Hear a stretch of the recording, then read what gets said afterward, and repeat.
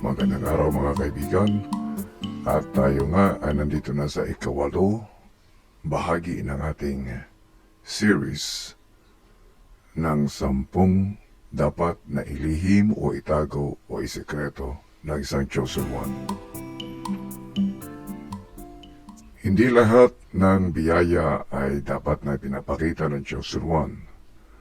Dahil may mga kapangyarihan na mas lalong lumalakas kapag ito ay nananatiling lihim.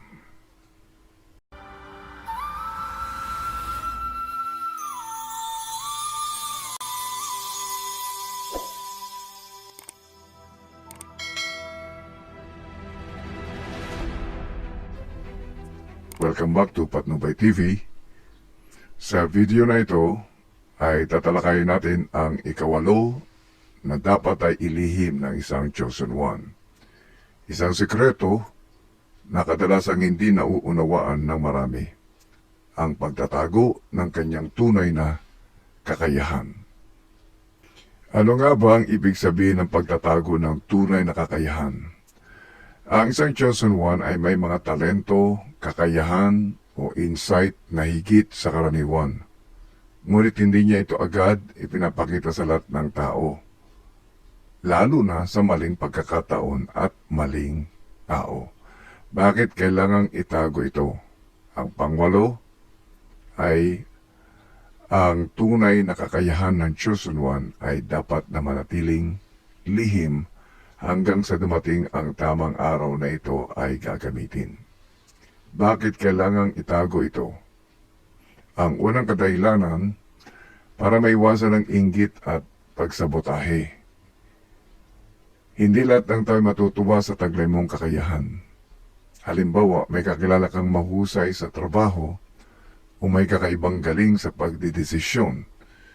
Kapag agad niya itong ipinakita, maaring may mga taong manira o hilahin siya pababa. Ano ang dapat gawin? Ipakita lamang ang kakayahan kapag kinakailangan at sa tamang sitwasyon. Piliin ang taong mapagkakatiwalaan. Bago tayo magpatuloy ay nais kong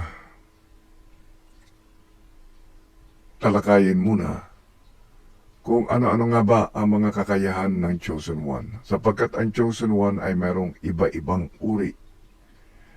Meron tayong 9 na uri ng chosen ones at maaaring isa ka sa mga chosen ones at narito ang 9 na uri ng chosen ones at ang kanilang mga tungkulin. Ang una ay ang mga healers, ang mga tagapagpagaling. Tawag natin dyan minsan ay mga manggagamot. Sila ang mga individual na may layuning magbigay ng kagalingan sa pisikal, emosyonal o spiritual na aspeto ng ibang tao. Kasunod dito ay ang warriors o mga mandirigma. Kilala rin sila bilang mga spiritual warriors. Sila ang mga matatapang na leader na lumalaban para sa katotohanan at kalayaan laban sa kadiliman. Ang pangatlo ay ang oracle. Sila yung mga nakakakita ng future. Ang ibang tawag sa kanila ay mga propeta. Sila ay may malalim na koneksyon sa spiritual na mundo at may kakayang makita o makaramdam ng mga bagay na hindi nakikita ng ordinaryong tao. Ang kasunod ay ang intercessors. Sila yung mga tagapamagitan. Tinatawag din sila minsan ng mga prayer warriors. Ang kanilang pangunahing misyon ay ang taimtim na panalangin para sa iba at para sa bansa. Kasunod ay ang truth tellers. Sila yung mga tagapagsalita ng katotohanan. Sila ang mga taong may integridad na hindi natatakot ihayag ang katotohanan. Sikat man ito o hindi. Ang kasunod ay ang hermit o ang ermitanyo. Sila yung nakakahanap ng karunungan sa pamamagitan ng pag-iisa. Meron sila nakukuhang karunungan sa kalikasan. Yung iba ay nakakakuha ng karunungan sa meditasyon upang turuan ng iba tungkol sa panloob na koneksyon. Ang kasunod ay ang the elder. Sila yung mga nakakatanda. Sila ang mga tagapangalaga ng sinaunang karunungan at nagbibigay ng gabay base sa kanilang malalim na karanasan sa buhay. Sila kadalasan yung mga guro. Ang kasunod ay ang the free spirit. Sila yung mga malayang espiritu. Mga individual na hindi sumusunod sa dikta ng lipunan at hinihikayat ang iba na mamuhay ng tapat sa kanilang sarili. Kasunod ay ang inspiring infiltrator. Ginagamit nilang kanilang karisma o impluensya upang gisingin ang iba sa mas malalim na katotohanan sa pamamagitan ng sining o media. Minsan tawag sa kanila ay mga influencer sa ating modernong panahon. Makikilala ang ilang chosen one sa pamamagitan ng mga pisikal na tanda. Yung iba naman ay sa pamamagitan ng kanilang talino. Ngayon na alam na natin ang mga tungkulin, may iba't ibang uri ng chosen one at ang kanilang mga tungkulin. Ang iyong tunay na kakayahan ay dapat na may tago kung ano man ang uri ng chosen one ikaw. Ang pangalawa, bakit kailangang itago ang iyong mga tunay na kakayahan ay para mapanatili ang kontrol sa sarili at sitwasyon. Kapag alam ng iba ang buong kakayahan mo,